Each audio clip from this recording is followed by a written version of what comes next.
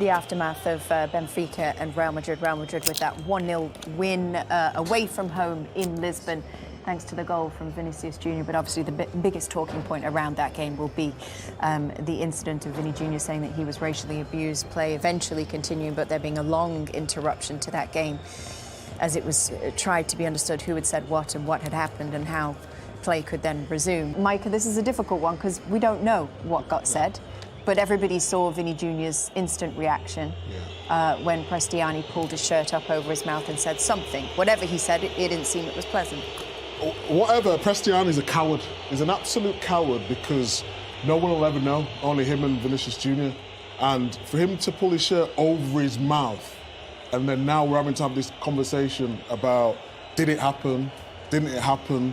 But his reaction, Vinicius Jr. is not going to lie with something as serious as that. And when you see that moment there, you almost just feel sorry for Vinicius Jr.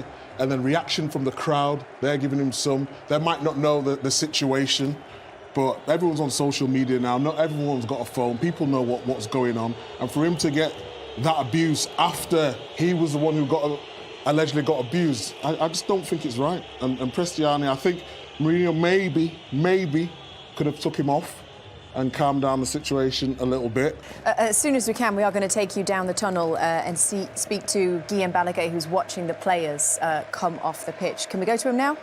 Yes, let's go to him. We haven't been able to talk to the chairman of Benfica, but the result is important, but what has happened is much, much more important, much bigger than that. We need to hear from Real Madrid, we need to hear from Benfica. Quite clearly, Vinicius heard something, told the referee started the protocol for racism by crossing his arms, and football has to correct one thing. If Vinicius was the victim, quite clearly the fans didn't understand that. He was whistled all along. Mbappé must have heard something as well, because he reacted very, very strongly from the minute one. And yes, as a consequence, Real Madrid players perhaps disappeared from the game. Benfica fans were very, very vocal against the Real Madrid players. But as I said, that's not the most important thing. We need to know what's happened. But I feel that the referee did a really good performance in terms of what had to happen just at that point. Reacted very well. Things have calmed down now. The players are shaking hands. There's a lot of staff, both from Real Madrid and Benfica, shaking their hands. Both coaches, Mourinho and Arbeloa, had been talking to each other on the pitch and now coming off of the pitch. And perhaps you're not hearing it, but now the tension has been clearly reduced. How unpleasant did you find the atmosphere in the stadium, Guillem? So from the moment that Vinicius scores the goal, obviously Benfica fans were upset. But from the moment that it became clear that he'd heard Prestianni saying something to him as he had been hiding his mouth and went to the referee, he who was the victim really became the enemy. And from then on, you heard a stadium that was much, much noisier than it had been in the previous minutes, when the speculation of both sides, where they weren't risking too much, meant that the noise wasn't the usual one. It's described here sometimes as hell. But from the minute 59, especially every time Mbappé and Vinicius touched the ball, the fans showed their disgust towards them. And that's something that UEFA will have to take note. It got to a point where things were throwing, especially around the corner area. And when Vini and Trent were going to take a corner, the referee, applying perhaps common sense, were asking them, there was going to be a substitution, let's do the substitution, don't get into the corner, because it will incite the fans. Guillem, you've given us an incredible insight into kind of what's happening, now that the final whistle has gone. Does it feel like very familiar territory to Vinny Jr. for you in terms of what he has had to deal with on a pitch, often playing at home in La Liga and now going to Benfica and playing there? The story of Vini starts in a favela. From the moment he comes out of that favela when he was a kid, the whole world is against him. And that's something that Spanish football, and perhaps football in general, have not understood.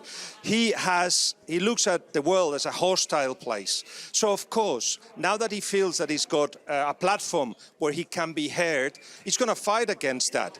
And people are saying, don't behave like that. Don't jump when people provoke you. Don't provoke others. But he sees the world as a hostile place.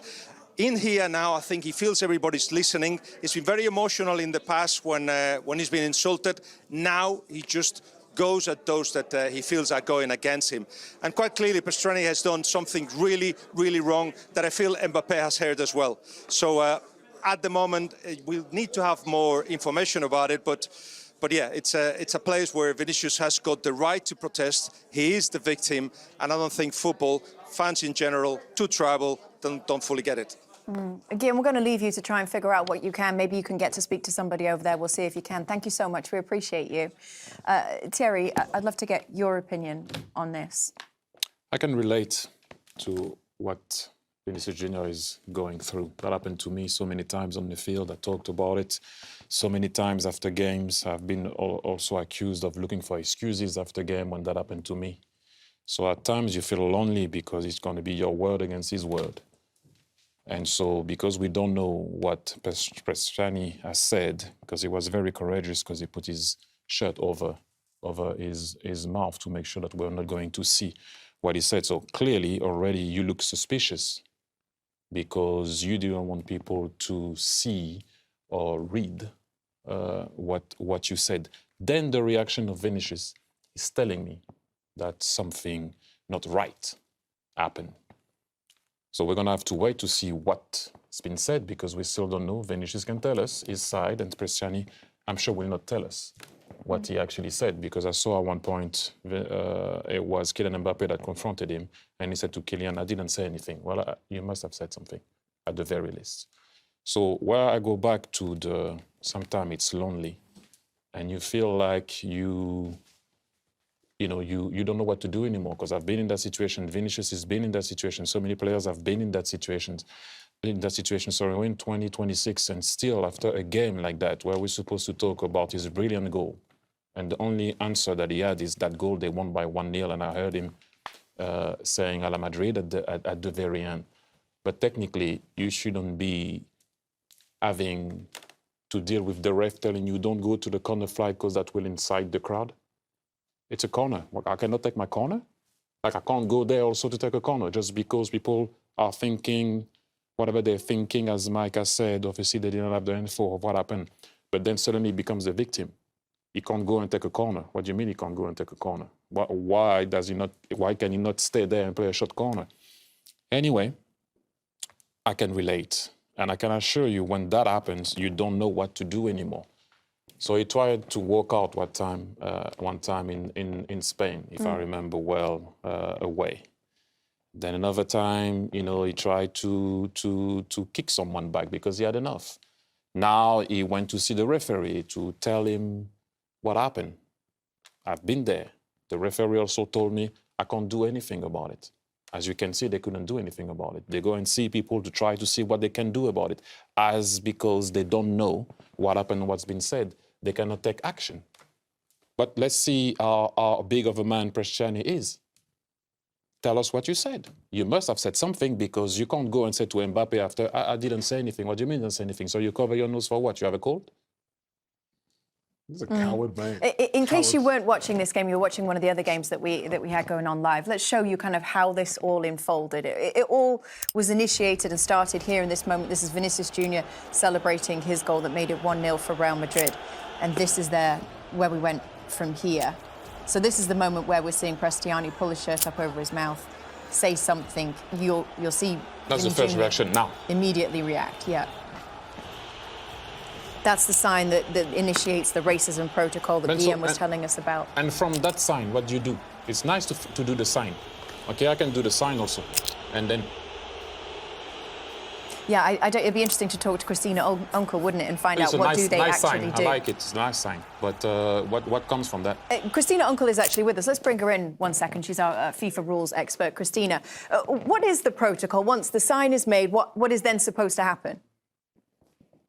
Yeah, so that no racism abuse sign, the indication of the X, it not only just triggers in the sense of everyone's aware of what's occurring or what has been said that has happened, which, as you can see, the French referee there, not close to the incident and did not hear it. It immediately sends the VAR looking into the audio, seeing if any of the audio mics might have picked up that information, immediately notifies your assistant referees and your fourth official what's happening. And it also objectively, from an objective standard, notifies your technical staff there that this is now a bigger conversation than maybe a red card for, just some other words, but this has been heightened and elevated because it is a human rights issue, right?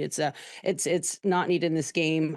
It's unacceptable in this game. And as you heard TT say, right, it affects that player. It affects the performance of the game. It affects them to be able to play in that game. So the protocol here for that referee then is to basically be bringing in the technical staff. As you saw, they kind of escalated the situation as well too, to advise them of the scenario, the situation, the high level and, the scrutiny that is going to have to be done there.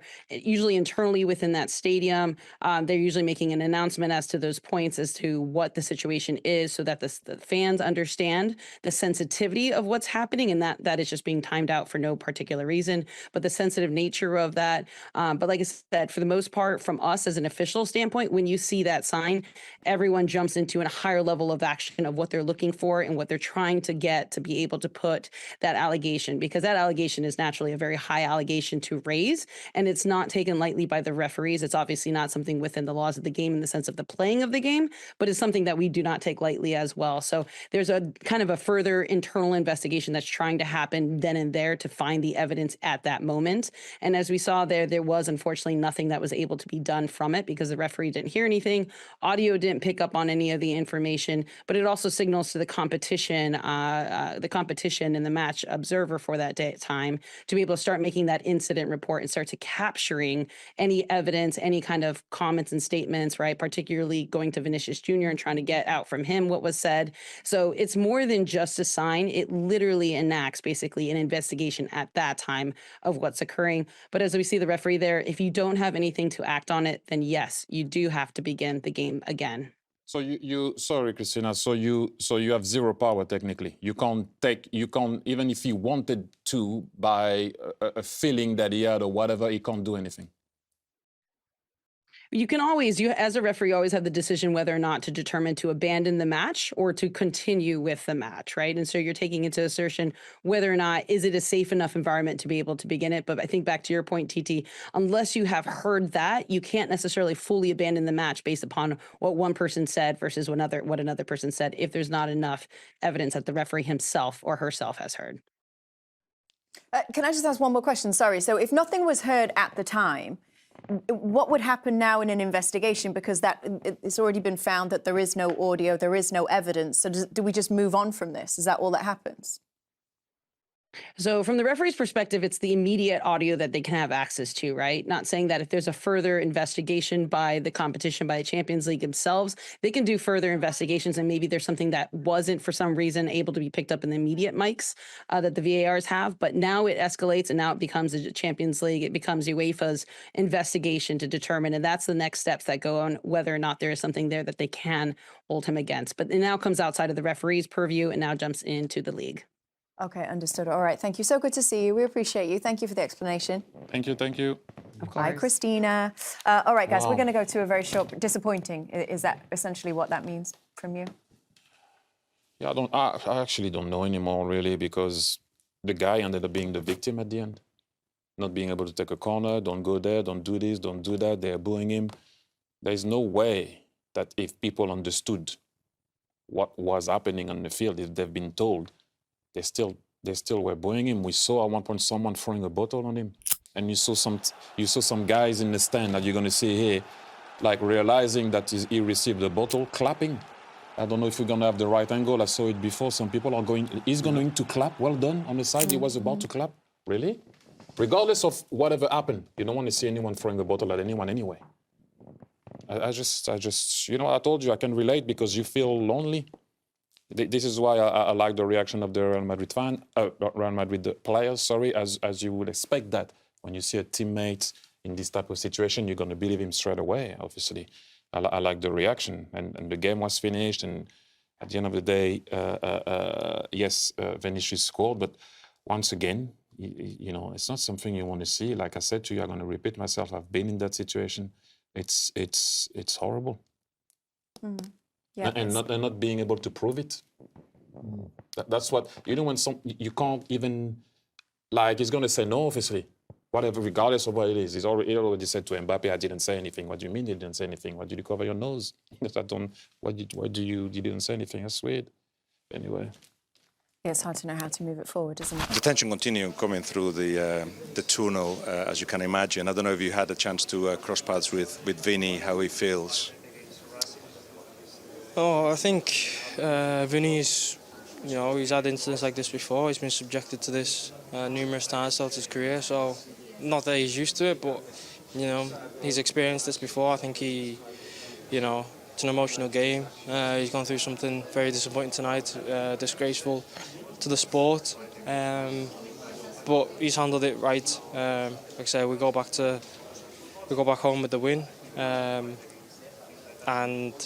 we try and see it through to get through to the next round. You sound affected. I'm not surprised. It's going to take a while to get over this, I think. Yeah, it's disappointing. Like I said, it's ruined the night. It's a disgrace to the sport. It's a disgrace in society as well. There's no place for it. But no, if incidents like this do happen and does happen, then we can only deal with it the way that we did tonight. Very proud of the team and the club and the squad and how everyone reacted and got around Vinny. You could see, it is something upsetting, it's something disappointing, but we reacted the right way. We kept our heads, we stayed calm, we fought for each other, we defended each other, and we also played very well. Thank you, Trent. Thank you. Cheers. Thanks a lot. Micah, do you want to react at all to that? I mean, I've said what I've had to say. I mean, a disgrace to the sport. I mean, if he did say it, he's absolutely correct. But again, because he covered his mouth, we're just guessing. We're reacting on what Vinicius. If you asked me, do I think he did it? I would say yes, because of Vinny Jr.'s reaction. You don't go over to there and run to the referee if you didn't get racially abused. And then the fact that it went on and on and on. And obviously he's told the boys in the dressing room, Trent's come out and said, and if he's a disgrace. He used the correct terminology in this case. And look at them, the way this is what happens. So if you do get racially abused, I haven't been racially abused on the pitch, but I've been racially abused out of football. And you go through this feeling where you feel lost, you feel alone, and you feel like helpless. And then to imagine that being on the pitch and still having to perform as well. And then you're pleading to people and nobody believes what you're saying. So that is the hurtful thing. And we might never know if he did it or not, because there might not be the evidence for that. But I feel for Vinicius Jr. in this situation because he's helpless. Let me read to you in the line that you're talking about what Mourinho told Spanish television just about 5 meters from me. Vinicius shouldn't be taking on 60,000 people in this stadium. How many stadiums has this happened to him? How many? In how many? He's a player from another world, but then you score a goal like that, ... Suggesting, as Kate said, basically, that perhaps he thinks he shouldn't have provoked the crowd. Completely wrong. But in any case, he also talked to another media here just next to me and said that he had heard from Vinny that it was a racial insult, but from Prestianni that he hadn't done that and he didn't want to judge. And thirdly, the other thing I will say is, also, he told just a meter from me that he told Vinny, when Vinny was talking to Mourinho about having been racially insulted, that, well, the biggest icon in Benfica is a black player, is Eusebio, and that the club is not racist. So the reaction from Mourinho has been, let's say, disappointing and a little bit surprising when every other evidence suggests that something had happened, that Vinicius had heard it. Mbappé approached Prestianni and told him, you're a racist man, you shouldn't have said what you have done. And the tension in the tunnel that we witnessed earlier also suggests that from tonight, the only thing that will remain, or the biggest thing that will remain in the memory of players, was the behaviour of Prestianni. Guillem, thank you. Appreciate you. A confusing response, I think, from Jose Mourinho. Very, yeah. I mean, the Mourinho thing. I mean, anyone can celebrate how they like, and obviously you shouldn't be getting racially abused, no matter what after the game. But it just feels a little bit rich coming from Mourinho. Not so much, the racial anger and the Eusebio stuff, and this is a guy who celebrates probably and antagonises the opposition probably more than any coach has ever done. In the past, you remember him, running down the touchline at Old Trafford. I remember him in a cup final against Liverpool. when Chelsea scored very late, telling all Liverpool supporters to shut up, you know what I mean? It's like, he has an, cup in his ear a lot, isn't he, to opposition supporters? A lot. So, I mean, it's a bit rich, I think, coming from him to sort of be, having a pop of, Vinicius Jr for, a celebration, which was, it's a huge goal in a big Champions League game. He's more than entitled to celebrate how he likes. Micah, you're frowning. What are you thinking? No, I mean, it's just, I'm just disappointed with the whole thing, you know? Mourinho is someone who I absolutely love as a coach, and he could have just talked about something different when he's trying to deflect. And I expect better from him because he's a powerful person within the sport. A lot of people listen to what he says, and Jamie's right.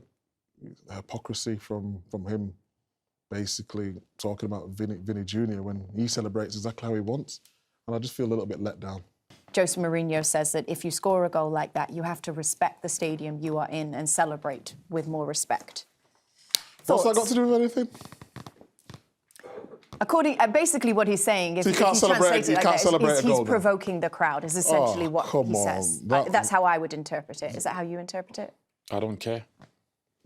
I wanted to know what his players said, and that's what he did say. He did deviate the subject for us to talk about something else. He's very good at that. So I refuse to discuss that. I want to know what's Prestianni. And the guy there, French guy, that works on French TV, never asked him the question. That's the only question that everyone, did he say it? Right. Everyone here wanted to know. After celebrating, I don't even want to discuss it because we can go places. And I will stop here.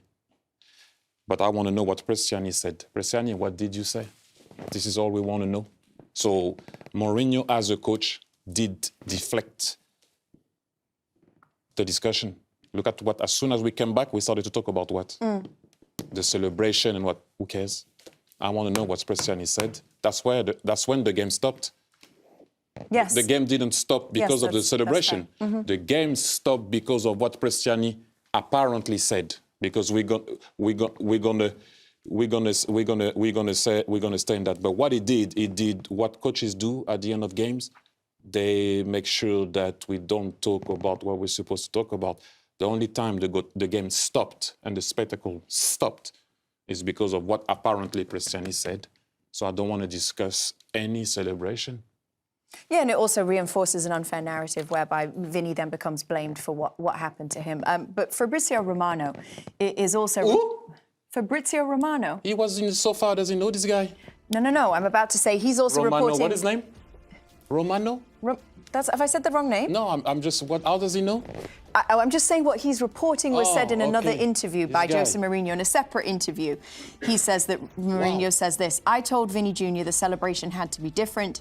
This club has Eusebio as a legend, a black player. Benfica is not a racist club. That's like saying I've got black friends, I'm not racist. I don't know what that means. We still don't know what he said. Yes, agree. We're talking about the celebration has nothing to do with anything. Agree. What we would all like to know is probably what we will never know. That's how that goes. Reaction from Kylian Mbappé. Here is, first of all, what he said on Twitter to the events of tonight. He says, baila, which means dance, Vinny Jr., and please never stop. They will never tell us what we have to do or not. He then also went in an interview. We can show you what he said here, speaking in Spanish, so to Spanish media. I'll translate for you. Here we go. Y después hay el número 25 de Benfica. This is the player number 25 from Benfica. I don't want to say his name because he doesn't deserve it, who starts speaking badly. I don't accept that, but it happens in football. He then put his shirt over his mouth to call Vinny a monkey 5 times. I heard it. There were Benfica players who heard it too. And then after that, from that point, everything that you saw happened. I don't want to speak in generalizations because I've been to Portugal many times. I've had the fortune of having many friends here and nothing has ever happened to me. And in these type of things, it's important to be very clear and to not make generalizations because there are people who didn't do anything. In the stadium, there are 70,000 people who didn't do anything. All they wanted to do was support their team. I have the maximum respect for Benfica.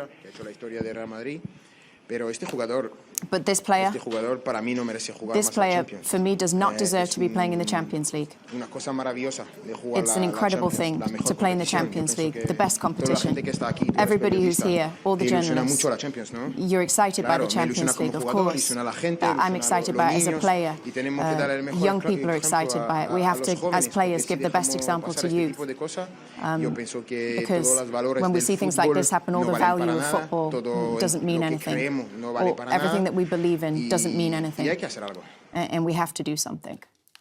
Thierry, you were happy with what you heard from That's people? all I was waiting for. You cannot accuse someone or say something if you don't know actually what someone said. And so I'm with Kylian on that one. You cannot put everyone in the same basket. This is not a Benfica problem. This is not a Portuguese problem. This is not a Mourinho problem. This is a Prestianni problem. Now, Kylian mentioned the word mono, that you translated as monkey. I've been called a monkey before. Not nice at all. I said it before. I can relate. But now we know what happened. Right? So if you ask me, the black guy, yes, I said it again, the black guy, if I find that awful, yes, it is awful, but we already know that. I saw the sign before and all of this signs and kick racism out of the game and all that little pictures before games and this and that, and we have to smile all together pretending. I call that pretending. There's a lot of pretenders in the game, a lot. Let's see what they're going to do. Kylian said something has to be done. Kylian also said he shouldn't be allowed to play in the Champions League. Kylian doesn't have that power. I know that. I'm only joking, obviously, with that one. Listen, I'm going to say something that's pretty strong here. Like, I don't like Real Madrid. But I'm a Madridista tonight. There's nothing, you don't want to see that. I don't care what shirt of Vinicius Jr is wearing. I don't want to see that, and I heard some people saying, it's always happening with him. Who cares? It's the issue here. Why are you trying to move the subject or the situation? Let's go back to the point. What has been said? It's been said that Vinicius Jr is a monkey. What are we talking about once again? What shall we do? And on top of that, he can't celebrate? Where are we here? What are we talking about? No, it is not a generalization on what Benfica is as a club. No one is talking about it. We all have massive respect for Benfica, but that individual needs to answer to what Kylian has said. He cannot just come out and say, I didn't say anything. Well, why did you cover your mouth then? But now we can talk about something. I don't like to speculate. I believe Kylian. He left me a message, by the way. I can't wait to hear it. I don't usually talk about what I do on my phone and stuff. You guys know that. But this is important. I called him. I wanted to know what did guy say. But at the same time, we had the video. Enough is enough. It's a beautiful game, but sometimes the rules that we have in our game is far from where the game is in the eyes of people. What is it? We're here to score goals or make people happy, but then when someone is getting hurt, we don't act. We victimize the guy. Seriously, what are we talking about? Seriously. His goal stopped the game? That's what we heard tonight. His goal stopped the game. Actually, his goal made me jump. That's what he did, the goal. That's what I want to see. Let's not pretend that it didn't happen. Let's not pretend that all the time the fines are not where they're supposed to be. Let's not pretend that. We always go back. And then the guy goes and take a corner. Don't go. What do you mean, don't go? Well, you can't take a corner. Look at him getting insulted. Throwing bottle. The guy on the side is going to clap. I hope it's going to be long enough this time for us to see. We didn't see, but anyway, anyhow, like I like to say. And I'm staying polite because we are on air. And I want to keep my job. But that is, yes, disgraceful. Now I can say it loud. We don't want to see that. And it's an individual case. Let's deal about it. One of the reactions that we've wanted to hear is the one from Vinny Jr. Guillem, you got news on that? Yeah, Vini has put out a statement through his socials. I'm going to translate it to use in Portuguese with a picture of the back of his shirt, number 7, as you can see there. And he says, racists are, above all, cowards. They need to cover their mouths with their shirts to show how weak they are. But they have, beside them, the protection of others who theoretically have the obligation to punish them. Nothing that happened today is new in my life or in my family's. I received a yellow card for celebrating a goal. I still don't understand why. On the other side, just a poorly executed protocol that served no purpose. I don't like being in situations like this, especially after a great victory when the headline should be about Real Madrid, but it is necessary. Those are the words of Vinicius. And what I find still outstanding is that the world of football, they're all gone home, obviously, but we only hear in Thierry Henry, Mbappé, Vini, by the sounds of it, 3 people that have suffered racial abuse. And there is no other people here talking about it. In fact, others seem to justify the reaction of the fans and blaming the victim. Football has to look at this. It's not even the punishment. Everybody has to realize that what has happened today and what has happened so many times is something that all of us have to react to. That's why this is not, this is a little bit editorial, what I'm telling you, but I feel, you know, if every little bit helps, football has to change. Mm. Yes, sir. Thank you, Guillem. Appreciate you. And you know, we go back to the same thing, Micah. Sorry to take you out, Jamie, on that one, but the question always comes to the black guy. You already know I'm tired. Mm-hmm. You already know. I've been there. I told you I can relate. I feel so sorry for the guy. Because yes, when you do talk sometimes, it feels like that you're crying. Imagine you have to plead to be equal or feel equal in society. How inhumane that feels. It's just, it's madness how we have to... Like, we belong, right? Well... It's like... No, but it's the one, you know what, the one that gets me is like, oh, they're playing the race card again. What do you mean? What do you mean playing the race card?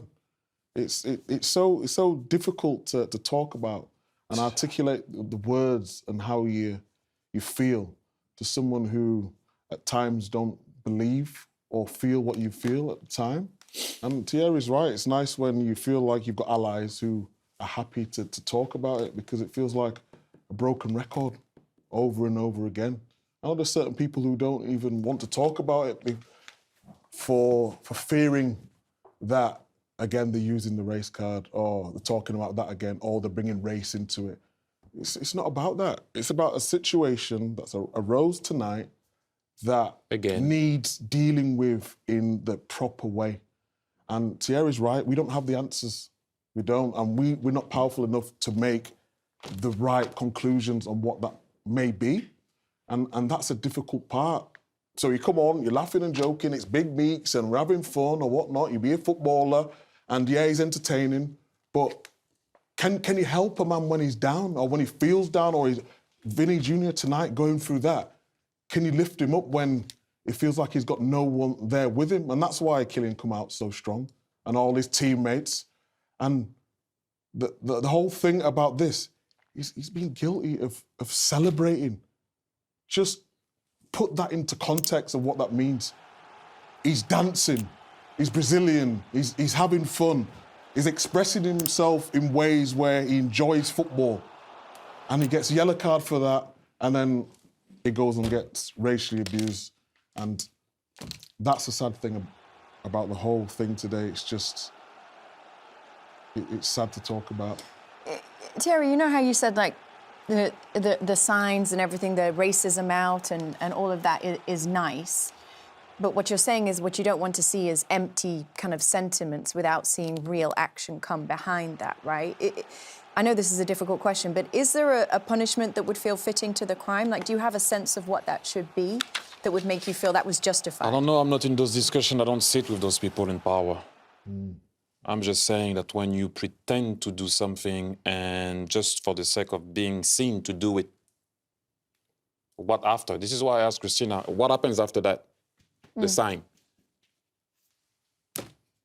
The protocol, and then what? Now Kylian Mbappé came out and said what he said, and apparently a lot of players heard it. What you going to do about it? Like, what's Like, it has to be something concrete. In my time, I remember we played so many games where they closed the stand of a stadium because they heard something in that stand, or one this, one that. I mean, can we not have it anymore? Like, people did fight before, way before my time, for us to be able to perform and entertain people. And to still be in 2026 dealing with the same thing, it's tiring. You know why it touches me a lot? Because obviously I can relate. Not only I can relate by the color of my skin, I can relate because I've been there. I've been lonely. I've been back. Thierry, just shut up. You know why? Because people are going to think that you're crying for no reason. Thierry, shut up. You know why? Because it's normal in this world. Put your cap on, you know what, and just show them what you can do. Answer by scoring a goal. Okay. But really, what are we doing? Answer by scoring a goal. What did it change? I answered by scoring goals. I answered by being cocky. I answered by being silent. I answered by just ignoring. I answered by fighting. I answered by fighting. When I said fighting, not fighting physically, but fighting with what I could do. And it's still happening. So what, are we just good to entertain? And actually, not, because when you score a goal, you're not allowed to celebrate anymore because it stopped the game. What are we talking about? Seriously, you know what? That's the game that I love. I mean, it's my life, it has been my life, will always be my life. But sometimes we let ourselves down when that's not what you want to see in a game of that magnitude. That's what we showed to the world today. The guy that scored the goal wasn't allowed to celebrate. He went to dance in the corner. And then after he's victimized for being racially abused. When is it going to change? People did fight for us to be in this type of situation.